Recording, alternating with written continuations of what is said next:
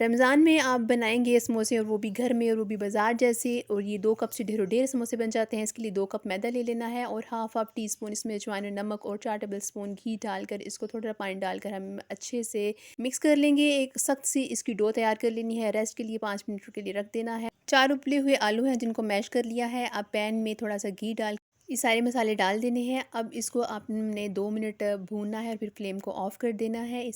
इसमें आलू डाल देंगे, साथ ही हरी मिर्च, प्याज और हरा धनिया मैंने काट कर रखा है वो भी इसमें ऐड कर देना है। बड़ा मज़े का, बड़ा कमाल का ये मसाला तैयार हो चुका है। अब हमने जो डो तैयार की थी उसके पेड़े तैयार करेंगे। इक्वल साइज़ की रोटियां तैयार कर लेनी है। इसको हम दरमियान से कट लगाएंगे। 2 चम्मच मैदे में पानी डालकर एक गोल तैयार करना है। अब इसकी बाइंडिंग करनी है। बड़े आसानी से ये बाइंड हो जाते हैं और बड़े अच्छे हाथ से समोसे ये तैयार हो जाते हैं। बच्चे इन समोसों को बहुत पसंद करेंगे। डिटेल वीडियो आप मेरे यूट्यूब चैनल पर लॉन्ग वीडियो में देख सकते हैं। अब हमने मीडियम टू लो फ्लेम पर इसको 10 से 15 मिनट में हल्की आंच पर इसको फ्राई करेंगे तो ये बाज़ार जैसे ही